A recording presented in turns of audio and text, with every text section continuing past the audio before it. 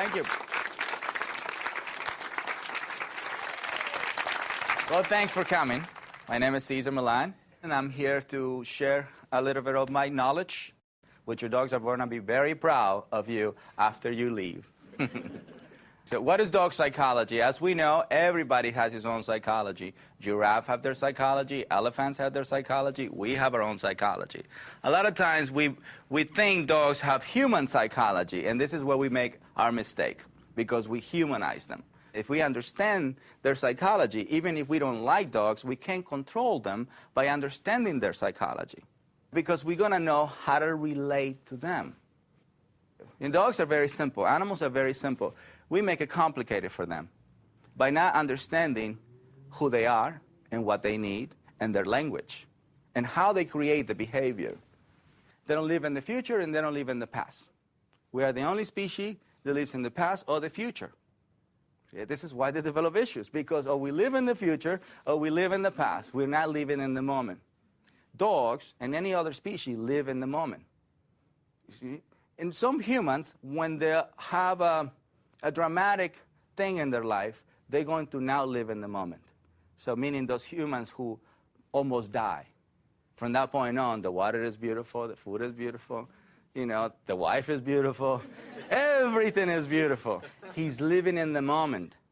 You see it? So one thing that I have learned from dogs is to live in the moment. So if somebody brings me a dog that just attacked a human, I don't see him as that. I see him as a dog who needs some type of help. But I don't see him as what he did yesterday, because he didn't premeditate that. This doesn't mean dogs are less than human or more than human. What I want to bring today is awareness. They're just different species. And if we don't fulfill them as a species, they're not going to be happy. They're not going to have a balanced, centered life. Here's what I want you to learn about dogs. Dogs as animals. Dogs as a species, dogs as breed, dogs as personality, and my fulfillment formula. First, let's look at dogs as animals.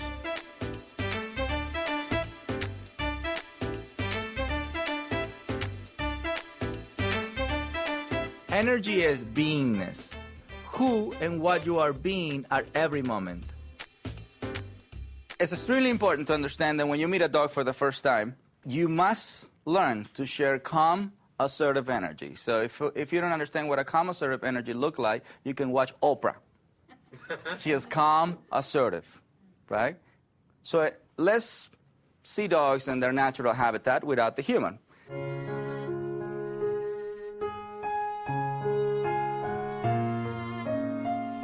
So it's the mom, then the puppies. Now, those puppies have to find a place within the pack. So that becomes their status, but they don't have a name like we do.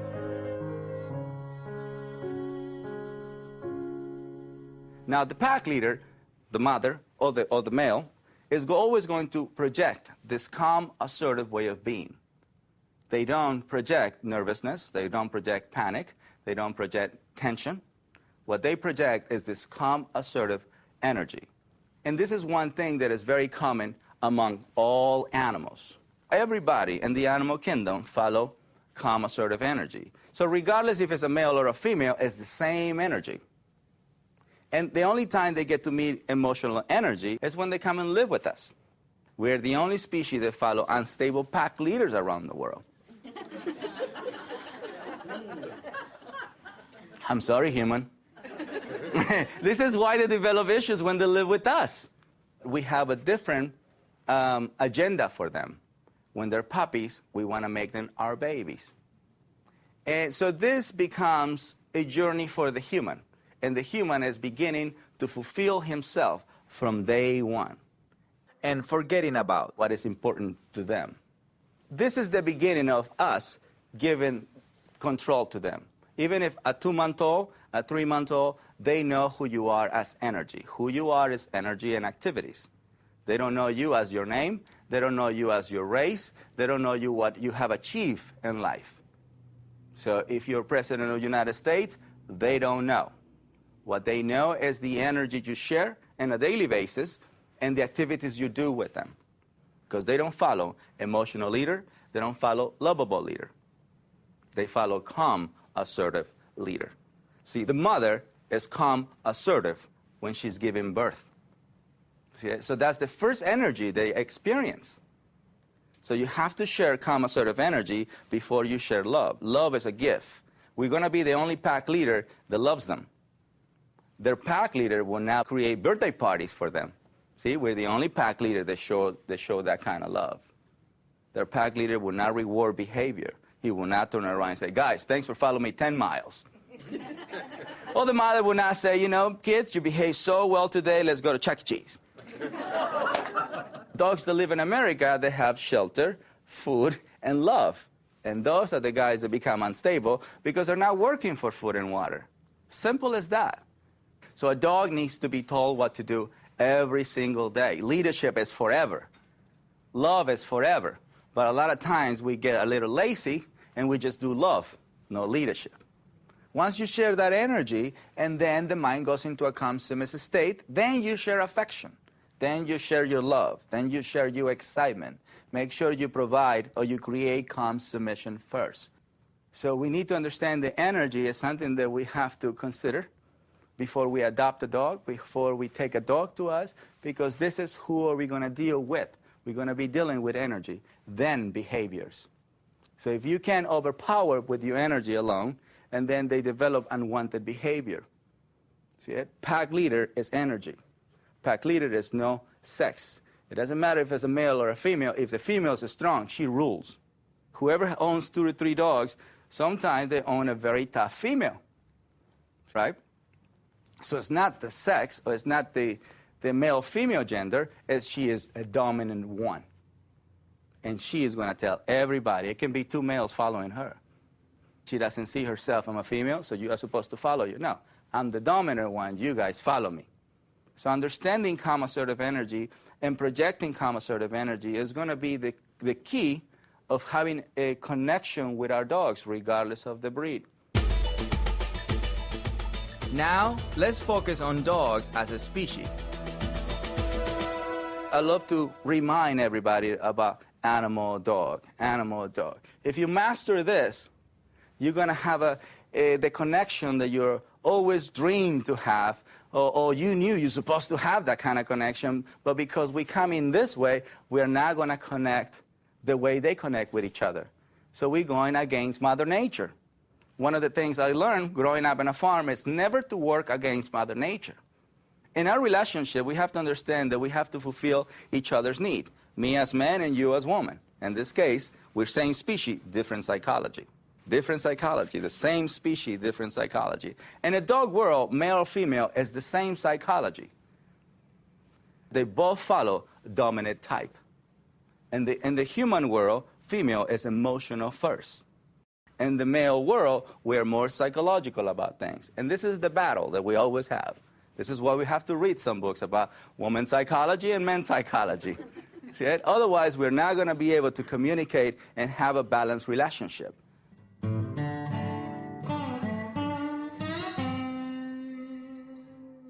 Well, in the animal world, waiting is part of who they are.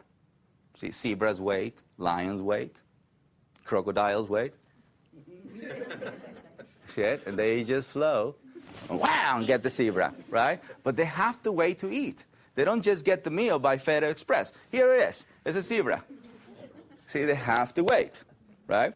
Dog is part of the animal kingdom. Domesticated means they're not going to hunt for food. Doesn't mean they're not going to work for food. They work for food. So when they're little, they're working by waiting for the mother.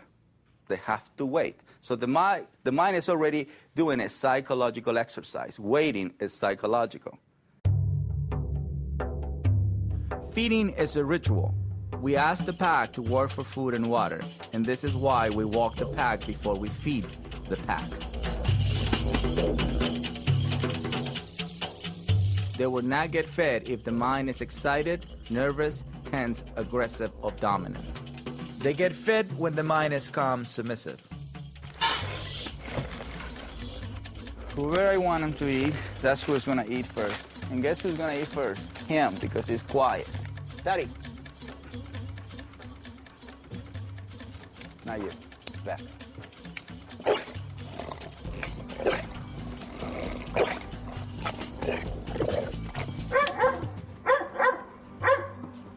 That's how they get fed.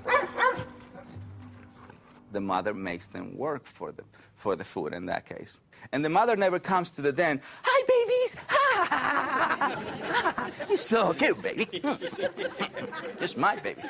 Right? Never. That behavior is only happens when they live with human. From that point on, we become that excited energy. This is why a lot of dogs do not listen to the human, because the human becomes that excited source of energy. See it? The mother is never excited. Never. The mother is always calm and assertive. Right?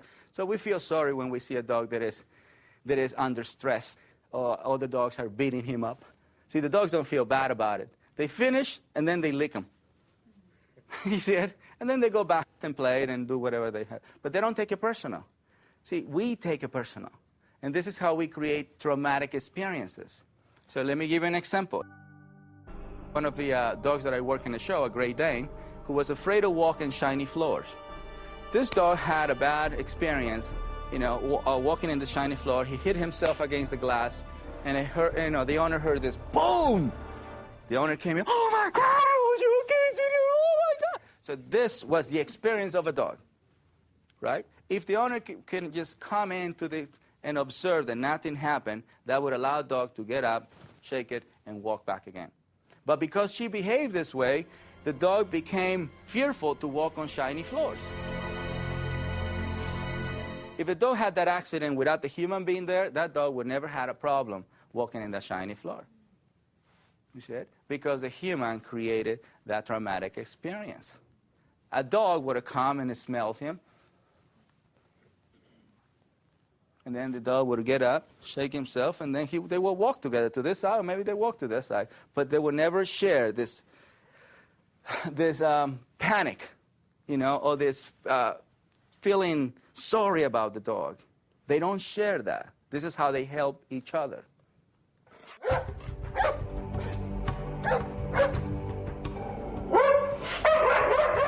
When people see a dog under stress, and they see a dog as a human being, the first thing they're going to do is to try to share affection, or sharing love, or sharing food, or feel compassion about what they're going through. But in the animal world, they don't nurture weakness. And if we do, and then we're nurturing the wrong state of mind. We will nurture instability. Let's talk about nose, eyes, ears. They're born with the nose open. About 15 days after they're born, they open the eyes.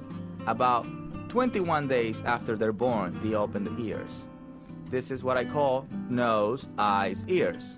So the mother is scent before sight, before sound. Their nose is the most powerful thing for them to relate, to connect. Their nose is like our eyes. If we don't see it, we don't believe it. So you can hear about a guy who can walk a pack of dogs, but you're not going to believe it. You got to see the guy, and then you believe it, right? So a dog would not believe anything until he smells it. So he will not know anything about me until he smells me. So what is best for their balance is nose, eyes, ears, meaning you're not going to touch, talk, or give eye contact. It's best for that kind of behavior is not going to help the dog to see you and understand you in a better way. Now, let's talk about rules, boundaries, and limitations. Creating rules, boundaries, limitations, I believe that this is the hardest thing for a lot of people to create right away. So what do you mean? I'm going to give rules, boundaries, limitations to a 2-month-old? Yes, the mother do. See it? The mother creates rules, boundaries, limitations from the moment they're born. We believe that we have to wait a year for a dog to have rules, boundaries, limitations. Well, in the meantime, he gives you rules, boundaries, limitations. See it? So you can wait as long as you want. He knows that you're not sharing rules, boundaries, limitations.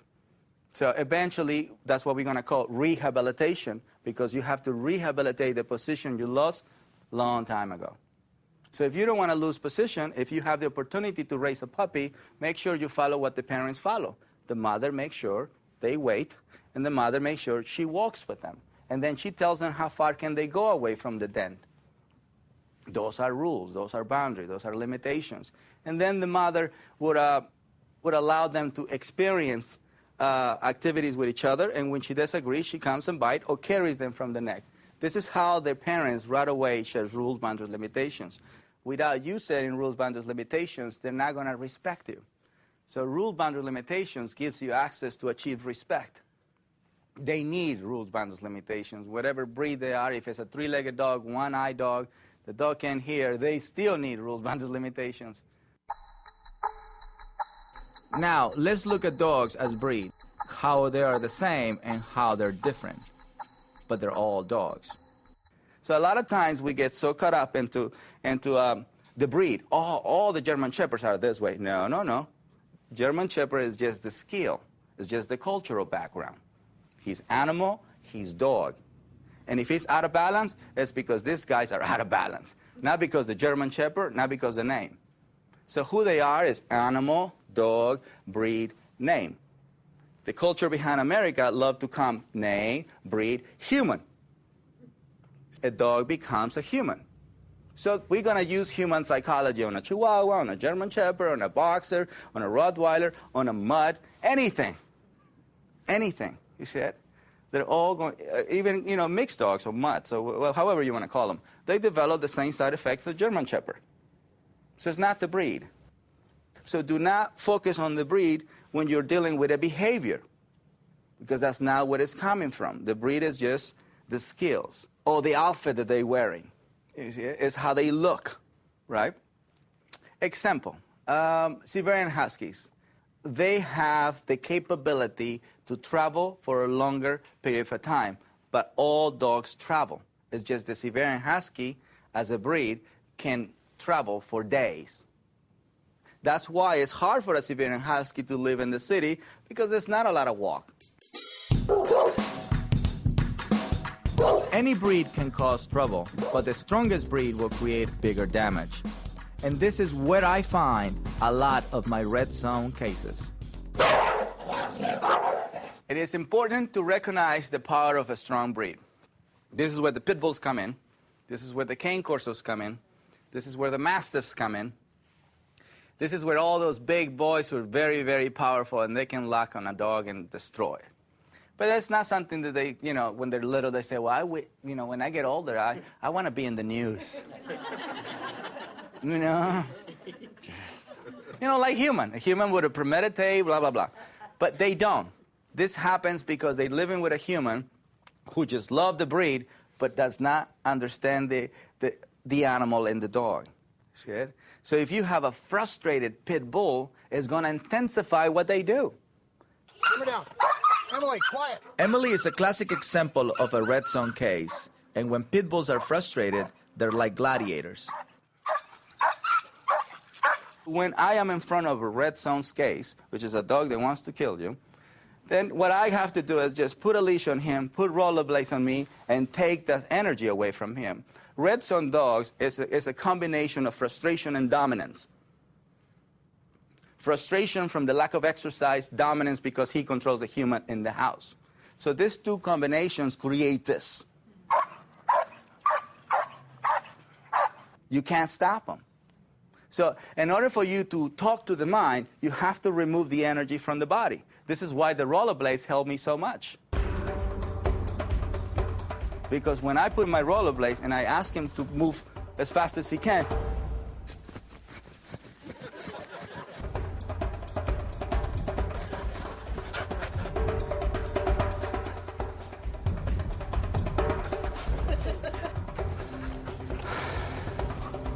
then I can say, shh.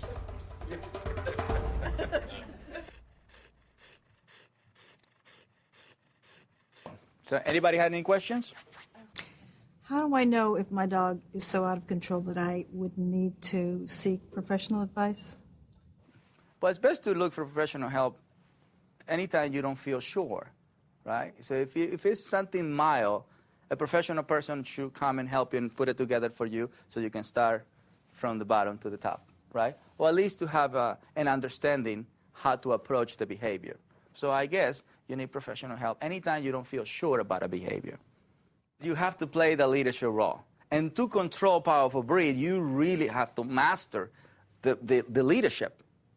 It's not just halfway, leadership. You have to be 100% leadership. Because being the pack leader gives you access to control instincts and genetics. See, the pack leader controls everything. He tells them when to walk, when to rest, when to eat, who to hunt, which way to go. He says everything. And he doesn't speak and ask everybody, are you guys okay with my decision? He just does. This is how they behave. This is their language. This is their communication. This is how they create pattern behavior. It is no debate. There is no, do you agree with me? And a lot of times I see people talking to the dog, come on, let's go this way. No, y'all want to go this way. Come on. I'll give you a cookie after that. And the dog the whole time was smelling the grass. You have a question? How does my dog show me he's the leader between us? Well, it's actually very simple. If he jumps on you when you arrive home, he's the pack leader. If he walks, if you open the door and he goes in front of you, he's the pack leader. If he barks at you and then you feed him, he's the pack leader. If you're sleeping and then he paws you, he's the pack leader. So whenever he makes you do something, he is the pack leader. Simple as that.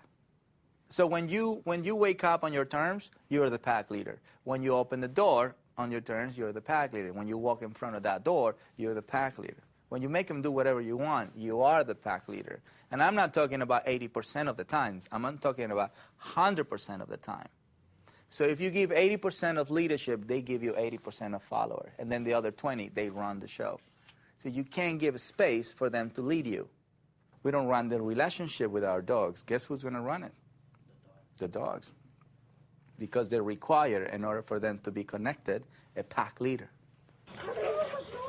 A big backyard is not a substitute for a primal activity like a walk. Even with a big backyard, a dog can still develop frustration. The energy has to go somewhere. So barking is a sign of this dog's not getting enough exercise. Excess amount of barking.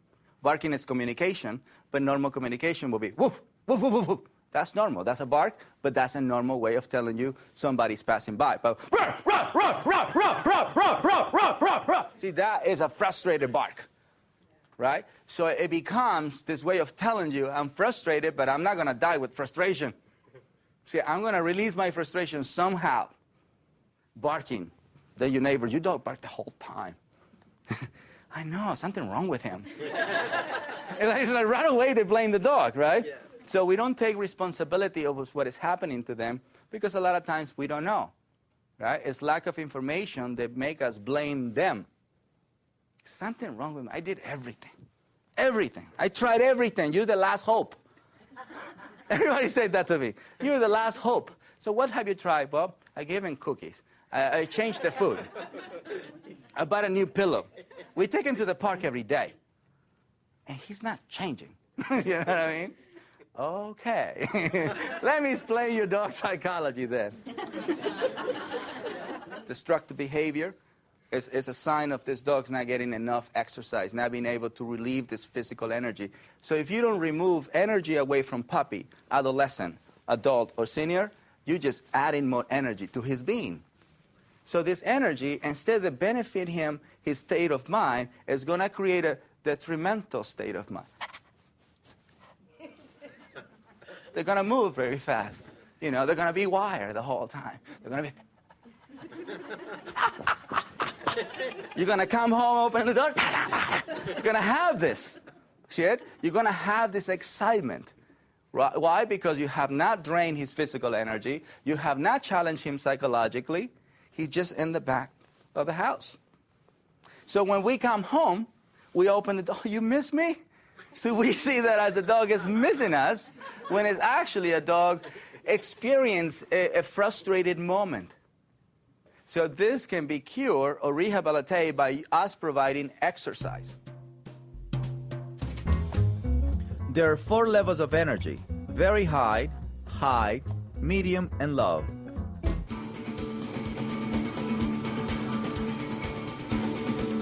This is Flirt, a Chinese crested, a very high-level energy dog.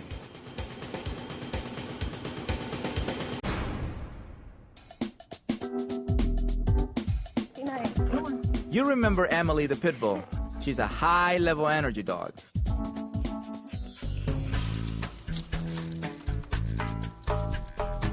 Kane, the Great Dane, is a medium-level energy dog.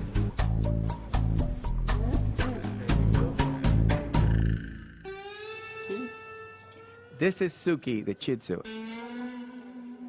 a low-level energy dog. So the race or the breed does not give you your energy. You are born with an energy regardless of your race.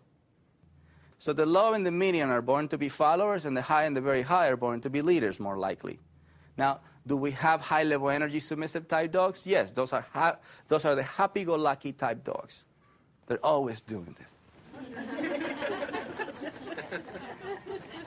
See, they go grab a tape,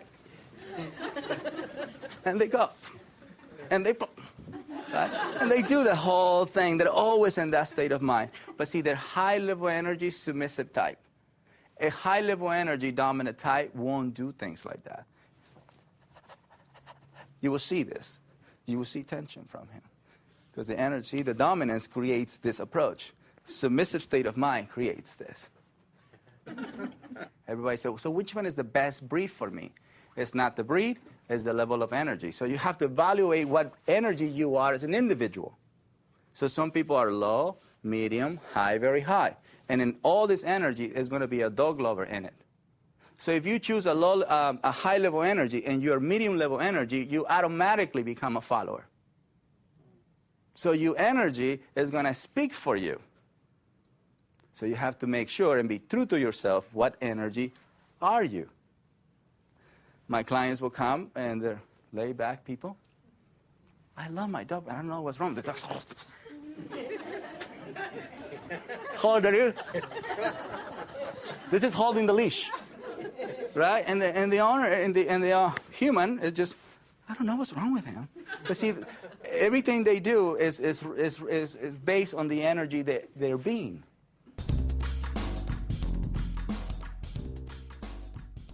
It's best for us to allow them to come to us. Do not come to the dog. Let them come to you, because that's going to allow them to do nose, eyes, and feel your energy. And if he wants something to do with you, he's going to rub himself against you. Or if he's going to nudge his head towards you, that means I'm ready to be touched by you. But a lot of people will reach to the dog when a dog is barely coming to them. And immediately it's a reaction from a dog. Or, see it? Or they flight, or they fight, or they ignore you, but they won't submit to you. And those are the 4 options: fight, flight, avoidance, submission. Dogs will fight, dogs will run away, dogs will ignore you, or dogs will submit to you. See, submission is what I'm trying to bring the awareness to achieve. So it's best for us to achieve calm submission, whatever dog we have, because that's going to allow him to meet the world. Caesar, I have a question. Yes, ma'am. When you talk about fight, flight, avoidance, and submission, what are the signs of those? But fight is a very simple, it's very easy to know when a dog is fighting. First of all, if you put a leash, they fight back. That will be a manifestation of a fight. See, I'm not doing anything, okay? She's the one who's doing it. Or a dog who wants to move forward and attack dog, he's in a fight mode. Or a dog who is not willingly submitting to their owner and is showing teeth, or is snapping back at the owner, or moving forward. See, that is a fight mode. When a dog runs away from situation, which happens a lot of times in fearful dogs, insecure dogs, nervous dogs, or panicky dogs, they rather run away from situation than move forward.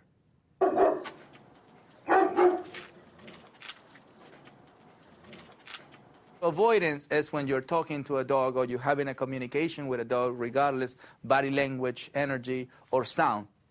The dog is paying no attention to you. He is avoiding you. Or a lot of times avoidance, you can also see it when you're coming to him and he just give you a circle. He's avoiding your presence. right? And submission is when they see human and they immediately go after the human. You see, oh, human approach, and dog relaxes. That's right. Oh, the dog goes in the back. See, that is a submissive mind. Yeah. Do completely submissive dogs need leadership roles too? Absolutely. Well, that makes it easier for the person who owns that dog. You know, automatically he's not going to try to go into front position, right? But if they live with a more submissive person than them, they immediately become the dominant one. And this guy suffered more because they were not born to be dominant. You see it? Some are born to be submissive, some are born to be dominant. So the guys who were already born to be submissive, which is most of them, see, it's only one pack leader for pack. So meaning there's going to be more followers than pack leaders. So that gives you access to not deal with a dominant state of mind. So yes, a submissive dog requires leadership because that's how he's going to stay submissive. If you don't provide dominance, he becomes dominant. Here is why I think the walk is so important. If we study dogs in their natural habitat, this is how they earn food and water. This is how they learn about the world. This is how they experience the world, by walking. Walking in front of a dog allows you to be seen as pack leader. If we don't learn to master the walk, our dogs will never relate to us in a primal level. But see, the thing is, animals love to travel. As an animal, you know, exploring the world, especially dog, they love to do it with their feet. A fish would like to swim. A bird would like to fly. You see? So a lot of times, dogs that live with homeless get to travel and know LA more than a dog that lives in Bel Air. See, the dog that lives in Bel Air has a big backyard, but it's just a big kennel. Everybody loves to walk with a dog, but they can't walk with a dog they can't control. So the walk becomes an unpleasant activity. Lola, whoa, whoa, Lola, come back. This is a typical example of a dog who's in total control of the walk, Lola, come back.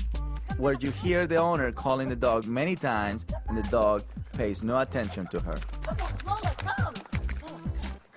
And the walk gives them access to be balanced and connected and to explore the world.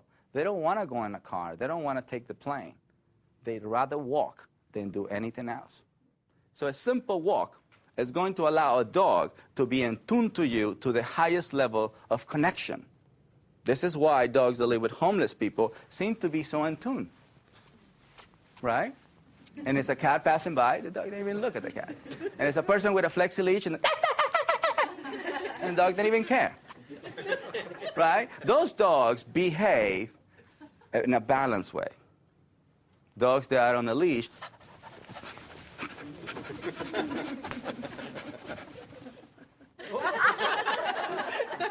This is the dogs on the leash, everybody.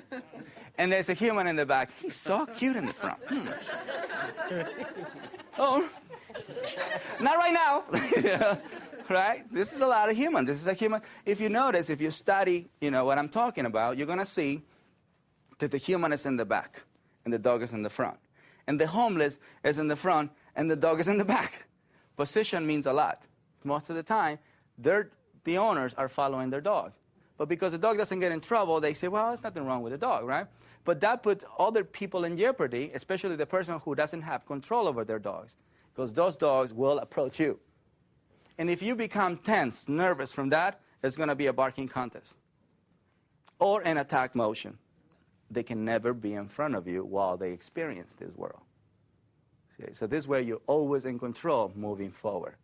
So when they see a deer, when they see a rabbit, when they see other persons with a dog, you have absolutely control to control the reaction right away.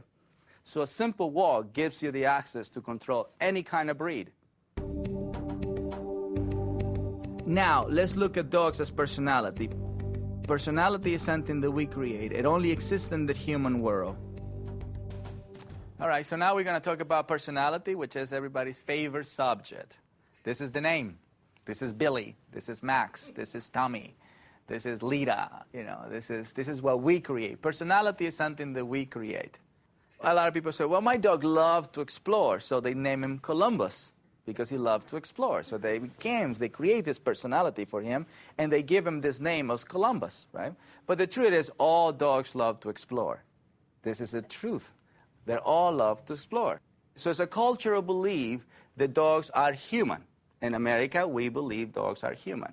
Is this good for a dog or this is bad for a dog? Well, it's bad for a dog. It's good for the human. A lot of my clients will come and say, my dog is my soulmate, and my dog is my son, right? But the dog wants to kill somebody, or the dog wants to, the dog just pulls her all over the place. And through her personality, she can't convince the dog, or he can't convince the dog to listen to her or to him. So talking to the name doesn't give you access to control the behavior. What it gives you access to control the behavior is energy, body language.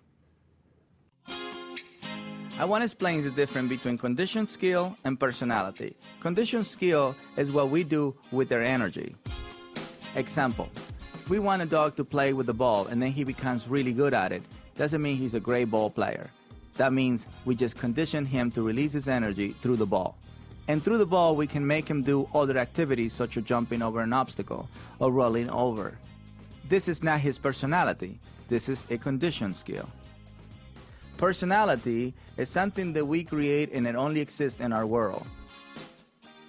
In a pack of dogs, there are no personalities.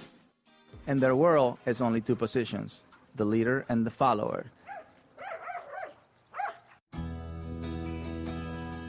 Now we come to the most important part of all, fulfillment.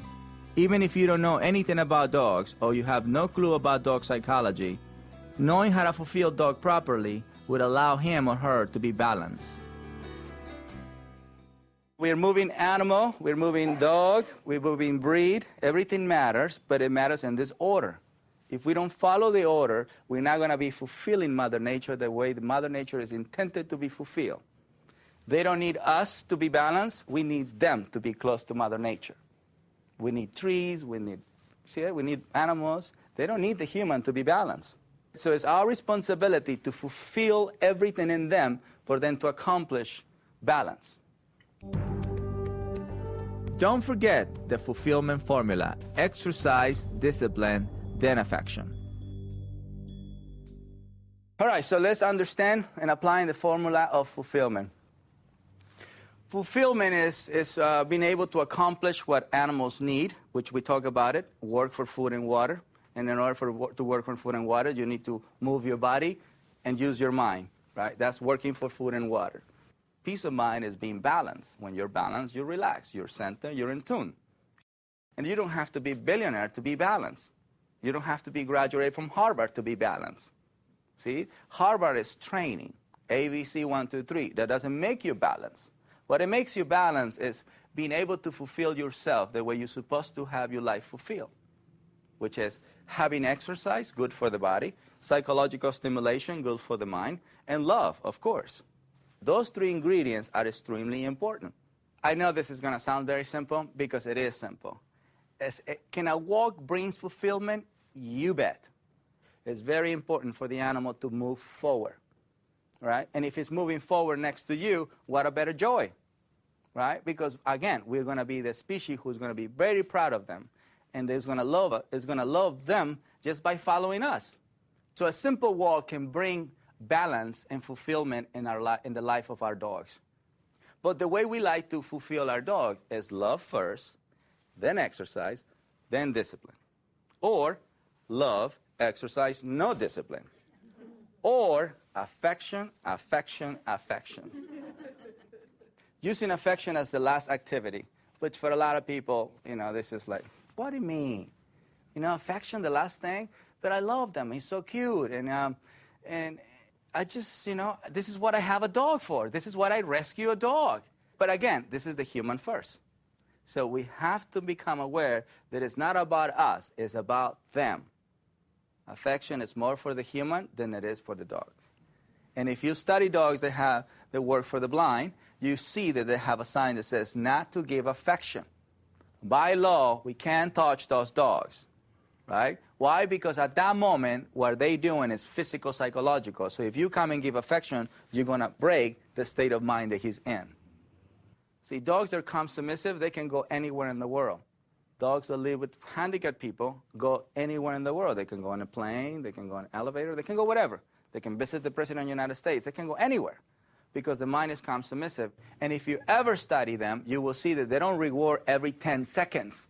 And those dogs are heroes because they do everything for those people. The beauty is these people will reward dog after they finish. You hear these wonderful stories when they live with a person that is blind, when they live with a person that is deaf. Somehow these dogs are magnificent. But when they live with a lawyer, when they live with an architect, those are the guys that come to me. So we have to understand that love is the last thing we're going to share. In order for us to fulfill them first, then we fulfill ourselves. Then it's a balanced relationship. Affection is going to be for us. Exercise discipline is going to be for them. So animal, dog, breed need the exercise discipline. The name is for affection. See it? This is why I like to break it down this way, because these three guys need physical, psychological activities. The name is the one who gets the affection. This is something that we always have to keep in mind in order for us to always fulfill. Fulfilling is every single day. It's Sunday, I'm not going to fulfill. I have to fulfill my wife every single day, right? I have to say, I love you. I have to say this. I have to listen. You know, American woman understand that her needs have to be fulfilled. So I got to get with the program. So hopefully you guys get with the program with what dogs need. This is what they need, not what we need, right? Because if I just do what I need and then I'm fulfilling myself only. And a relationship is not about one, it's about two. In this case, it's human-dog. You are human. He is a dog or she is a dog. When you begin with affection, more likely for you to be seen as follower or soft energy, right? Affection can lead you into gain trust. Doesn't mean you gain respect. Exercise discipline gives you the respect you're looking for because you're respecting who they are. Who they are is a physical, psychological being.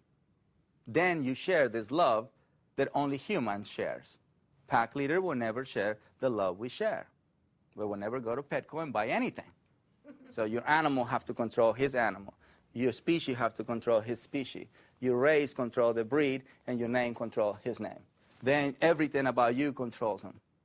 So once we start taking responsibility of what balance look like and how simple balance can be brought, especially human-dog, then we're going to be able to have that connection that everybody wants. Everybody wants to have that deep in-love connection. But in love doesn't mean you're in a deep connection.